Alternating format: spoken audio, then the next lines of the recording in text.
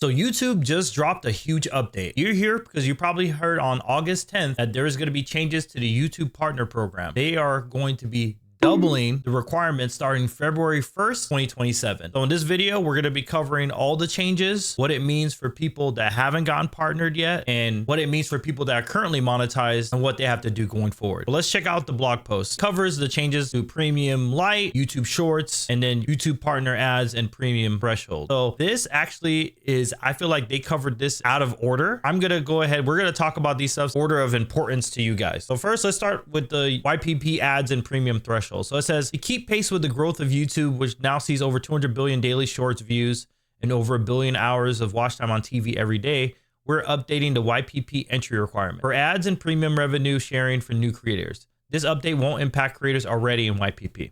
All right, that's fine, right? But listen to this.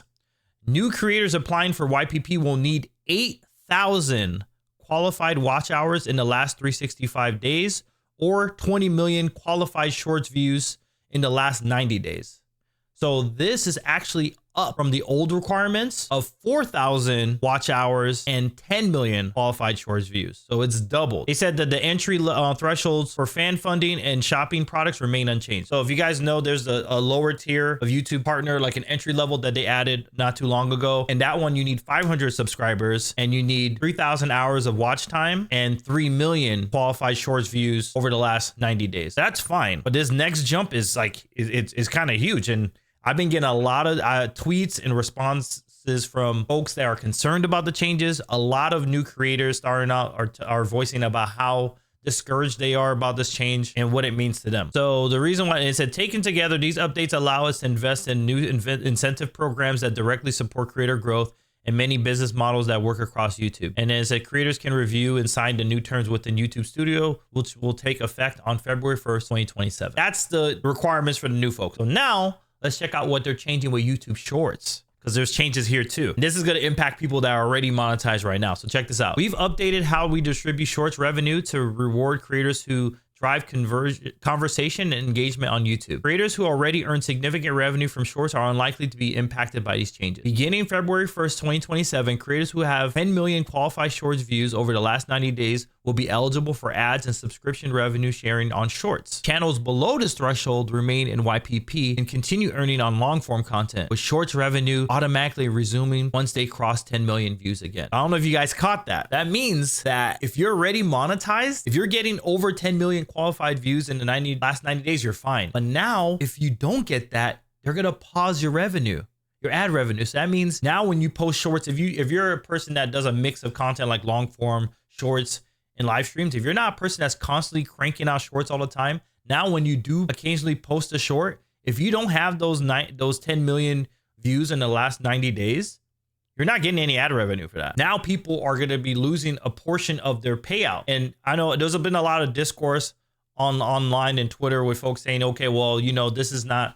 a significant amount of money for you, so you don't really matter if you're not getting that amount of views. You're not really lose that money. But I'm telling you, me as a creator personally, I only get a few million views every in Shorts for the last 90 days, and I make thousands in Shorts revenue. With this new change, I'm gonna lose out on that. I will not get a cent, $0. So that's kind of concerning. And I've been talking to a lot of my friends and a lot of people that create Shorts. I don't know anybody. I don't know anyone personally that hits that threshold. And the thing that people are also glossing over is this says 10 million qualified Shorts views. 10 million qualified Shorts views means they're actually talking about engaged views. So if you go in your analytics and you look at your engaged views are views from when people are watching your short for X amount of seconds without swiping away. So your engaged views is actually half of your regular views, which are just views of when your shorts are playing. So this 10 million qualified Shorts views in actuality is really 20 million. If you have to get 20 million views over the course of 90 days, that's 222,000 views you got to do a day in Shorts. That's how much you need to just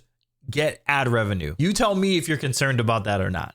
I don't know if this is conducive to a sustainable pace that people can contribute. I don't know why they did this, but we'll talk about our thoughts on that. After that, they follow it up with, we're broadening revenue opportunities for creators to reward growth, engagement, and more by introducing new incentive programs rather than relying solely on ad revenue, which is fine. We all know that we're not supposed to rely on ad revenue. It's not sustainable. It's volatile. It can be taken at any given time. But it is concerning that I know plenty of creators that a portion of their payout is from Shorts ad revenue, and they're able to pay a few bills with it. Being able to pay a few bills versus not at all is concerning if you're a YouTuber. But they said for channels, so this is their accommodation. So for channels below the 10 million view threshold, these initiatives introduce new ways to earn based on hitting certain milestones, like bonuses to YouTube shopping, incentives for brand deals, and earning boosts for starting and growing trends.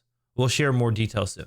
So this right here, I'm going to hold my breath on, because I've seen some of the stuff they try to implement on platform in terms of brand deals and stuff. Like I know they had the Brand Connect, which is now renamed partnerships. That thing's been out for years, and I don't know anyone that's been able to land a deal through that. So the vagueness, I'm actually concerned about the vagueness of this little blurb right here. I'll believe it when I see it. If they do have good incentives, kind of like how, like I know Facebook is one of those platforms where they'll say, you know, post X amount of videos in a certain amount of days, or get X amount of views, we'll give you this bonus. I don't know if they're going that route. The brand deal stuff could be promising if you are able to secure it, right? Boost for starting and growing trends. So we'll see. Like I said, it'll be good if this is a good sustainable way to get revenue, but how vague they are with that, I don't like it. I don't like how vague this portion of it is for people that are below the 10 million. The third thing, like I said, which I feel like is the least important because of the other stuff, is Premium Lite. So we are expanding Premium Lite to all countries where we offer YouTube Premium. This subscription offers uninterrupted offline and background viewing of most content. Creators earn money from these subscriptions through a dedicated pool of revenue of each subscription type, 30% of the net subscription revenue for Premium and 60% for Premium Lite. This allocation factors in the cost of operating and promoting the service, including amounts we pay to music partners. This pool is distributed to creators based on member watch time and views. And from the distribution, creators receive revenue share 55% for long form videos and 45% for short. With these additional subscribers, creators can expect higher earnings. When a user signs up for premium, partners on average earn more than when the user was watching. That's all right. I feel like so many people are opposed to premium. I'm not banking on a huge jump in revenue because more people are going to be signing up for Premium Lite. Things are expensive right now. Everything costs more. And I feel like a lot of people will just suck it up and deal with the ads. For most people, the people I know that actually pay for premium are like super hardcore content creators or super users of YouTube that it just makes sense for them, or they write it off. But I'm not, I feel like this part is like the least important. So that's basically their blog post. And you know, this stuff comes out February 1st, 2027. So that means if you are not currently partnered, you got about 5 months. It's August right now. You got about 5 months to get partnered with the old requirements, which is the 4,000 watch hours, if you want to get into the program in time without having to do the jump. And if you guys are concerned about that, I actually do have an ebook that explains how to use Shorts to get your first 1,000 subscribers and how to rack up watch hours using live streaming, which is very easy, especially with vertical streaming and also now with the new rolled out dual ingest. If you're streaming consistently on YouTube, you can definitely rack up these hours and you can definitely get partnered in time before it jumps up to 8,000. So if you are interested in that, I have the links in my description. Check it out. It's also on my website, theobeezy.com. Look at that if you need help, if you need guidance. I have a proven strategy. A bunch of my friends have used this to get partnered. This is how I got partnered myself. And yeah, they actually have a video that we're going to check out. And I watched this and it just felt like a lot of corpo speak, Like we'll watch this together and let's listen to these answers and then see, you know, if you guys like these answers, if you guys feel like there's enough information, and we'll go from there. I'm Renee Ritchie, your Creator Insider. My name is Amjad Hanif, and I lead the creator product team at YouTube. Thank you so much for joining us. We've announced a few updates for the YouTube Partner Program. What is changing for creators and our channels? There's a few changes that most creators should be aware of. The biggest changes are on what it takes to earn from ads rev share. It used to be about 4,000 hours in order to qualify for long form, and now it's going to be 8,000. On the short side, it used to be 10 million views in 90 days, and now it's going to be 20 million views in 90 days. Additionally, in order to earn Shorts rev share in the upcoming month, you'll have to have had 10 million views over the last 90 days. And these are just adjustments based on the amazing growth of the creators. These are just 10 million views. So see this? So this is the thing that I was concerned about. Obviously, the entry, they doubled the entry to get in, But this part where I felt like it was a breath of fresh air to just be in the partner program and just be able to earn from long form and be able to earn from your short form. But this rolling minimum performance requirement to earn monthly on shorts. So it's always, so think about it. As long as you're on YouTube and you're posting shorts, if you want to get ad revenue, you must always have that 10 million for the last 90 days. So that means if something weird happens with the algorithm, or if you're experimenting with new topics and it's not well received and your views dip underneath that 10 million, your shorts ad revenue will be paused. So I feel like this is going to make people not experiment as much or be as adventurous, or you might not do it at all. Because if you're not cranking out, because I feel like this is like, it's almost incentivized, in my opinion, an all or nothing approach to YouTube short. And I'm trying to think about why would they implement this rolling performance.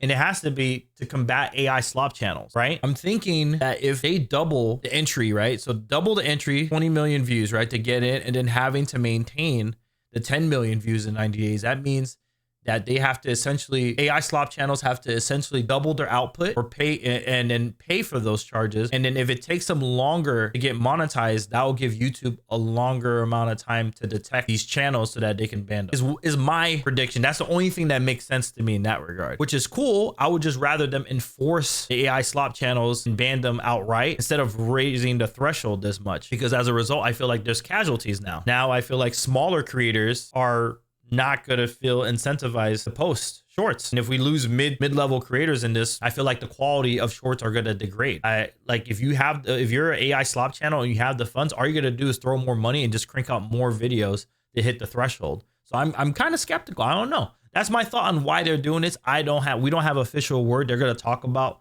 more reasoning, but let's see what else they say over the last 90 days. And these are just adjustments based on the amazing growth of the creator ecosystem over the last several years. And some things aren't changing, right? Yeah, if you are in YPP today, you stay in YPP.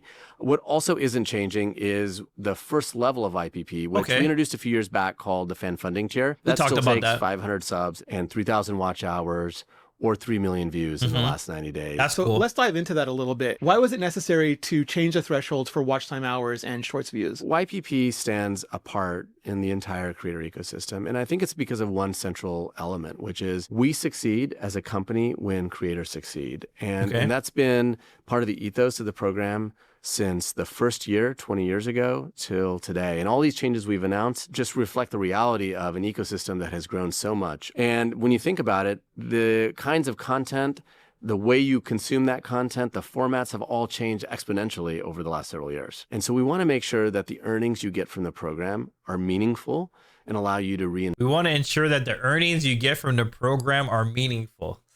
So if you're going back to what we're talking about, so if you do not get 10 million views for rolling 90 days, your earnings will be so meaningful that it will be $0.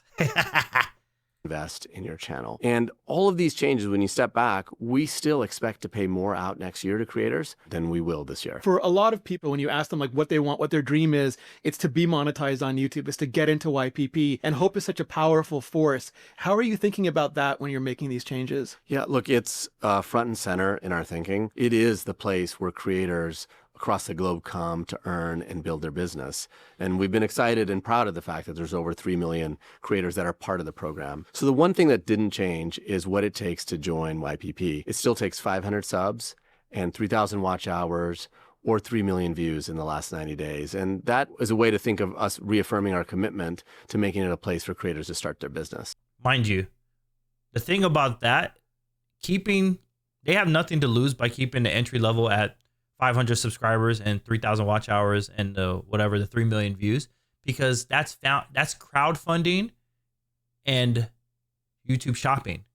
So for the YouTube shopping, for you to make money, you have to make videos that display the product and you have to convince someone to buy it, and you'll make a commission from there. For crowdfunding, that is solely dependent on memberships and super thanks and people, your audience, giving you their money out of generosity or whatever memberships or perks that you provide. So that is still tied to an external force. Both of these things require you to have people either purchase products through your shopping links or donate via super thanks or subscribe via memberships, completely on your community. And like we just talked, it is very expensive out here. So I know a lot of people that are at entry level that unless you have the community backing behind you, this is not a significant revenue stream for most. It can be, but it depends. Another big change is that now there is a minimum threshold to maintain revenue share for shorts. You have to get 10 million views every 90 days. Why make that change, and why 10 million? Yeah, why? It goes back to one of the central principles around these adjustments is we want to make sure that the earnings you get from YPP are meaningful,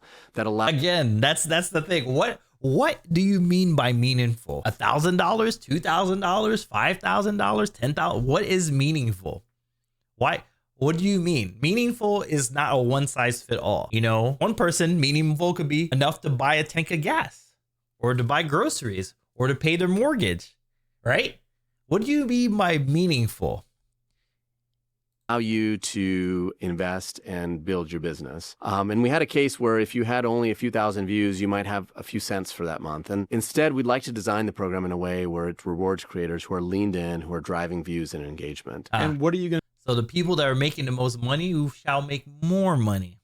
to do then for creators who you still want to encourage them to make shorts, Absolutely. but they're not hitting that 10 million Okay, threshold? so Absolutely. this is So them. as a part of this, we've also introduced some incentive funds. And so Okay. we've actually quietly been testing that over the course of the past year. And that's going to give us a way to target money to creators who are at much earlier stages of their career Okay. to give them the boost they need in order to make it to the next level. A simple incentive might be to continue uploading over the next 90 days and earn a bonus for that.